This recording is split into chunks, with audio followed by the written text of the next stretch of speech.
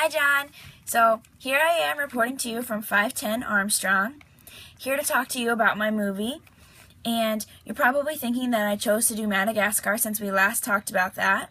However, I came up with a new idea, and I chose to do one of my all-time favorite movies, which is Cars 2, a Disney movie.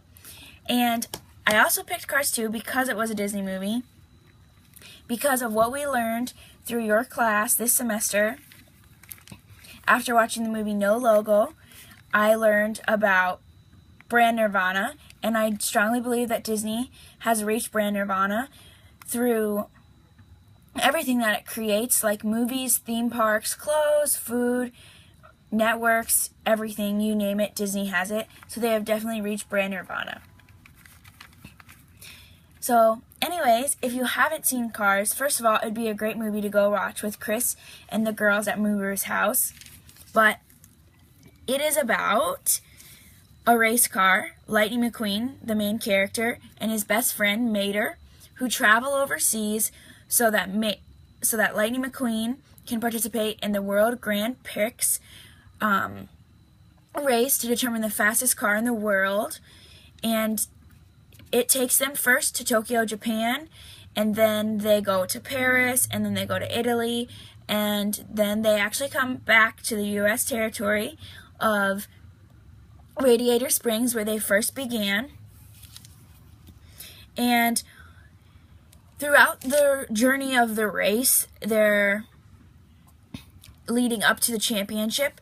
It's filled with plenty of potholes, detours, and I might add funny surprises when Mater gets caught up in an interrogating adventure when Lightning McQueen and him get into a fight after their first race. Mater starts to adventure on his own international escape. So, a lot of what happens in the movie Cars 2 can definitely be related to classwork and the materials that we've read in the Globalization Reader. And one of the first things that I saw as a connection in one of the opening scenes, and the very first thing that we talked about in class, is how sushi went global.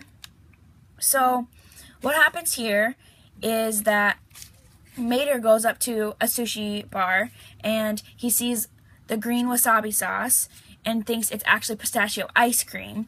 So he asks for more and more and more, thinking that it's ice cream, and then when he goes to take a bite of it, he realizes that it's actually hot wasabi sauce, and then he makes a big scene and kind of like interrupts this huge fancy formal dinner thing when Lightning McQueen is like being introduced and thanked for coming to the WGP. And Mater just doesn't know what to do because he's never been in that situation before, and he had never tasted sushi before and didn't know that it wasn't ice cream and it was just wasabi. So then after that, Mater decides that he needs to cool himself down and like wash up. When Lightning McQueen kind of tells him to pull himself together, he needs to go to the bathroom. So to go to the bathroom, first he doesn't know which one to go in because the doors are differentiated and not labeled men, women. So that was a struggle, but when he finally figured it out, he went to the bathroom, and to his surprise, they were really clean, and they were actually just like how the McDonaldization article talked about it, and how we discussed it in class with the Japanese students, featuring music, a TV right in front of you, water that squirted up underneath him, essentially doing everything that Mater needed to do all by himself. The toilet practically did it for Mater. So then Lightning McQueen goes through his first race and actually comes in second to an Italian car. Francesco is his name. But he came in second because Mater kind of made a mistake and messed up over the headset, telling him to do something that he shouldn't have told him to do. So then Mater and Lightning McQueen get into a fight, and Mater actually gets into a bit of a situation with some international cars, and then Mater and Lightning McQueen travel separately to Paris for the second race. So what happens in Paris is where the bad guys come in and the climax of the movie begins. Here is where the the new cars take over the old cars, because the new cars are the ones in the media, and they're the ones being portrayed in the race. They're the ones with the better motors and everything like that. So the old rusty cars, which are called lemons in this movie, can exemplify the peripheries explained in Hanner's article. And I actually have a direct quote that I think fits nicely with this scene of the movie. When the center, which are the new sports cars, speak, the periphery listens and mostly does not talk back. That's on page 107. However, in the movie, the climax of the whole entire story is that the peripheries, the old cars, are trying to talk back by getting the newer cars booted out of the races by using bad oil, and then they crash because of the oil. Well, Mater actually figures this out when he's on his little investigation with the other international cars that are trying to find the bad guy. Mater figures it out, and just in time for there to be a bomb placed underneath him.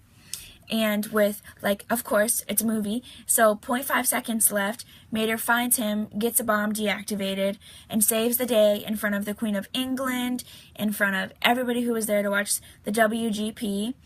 And he becomes this big, huge hero in the movie. And then that is also another way that you can say that all the race cars then won, because there was no more bad guy after them with the oil, and they weren't going to crash in their race anymore, because they are the centers, and overall the centers usually take over the peripheries. And then in honor of Mater, they go back to Raider Springs to finish off the race in U.S. territory again. And that is just pretty much the end all to what basically says that the loudest voice or the centers win. So overall, I think Cars 2 shows a great deal of examples that could be compared to what we've learned in class through the globalization reader and discussion. Thanks, John!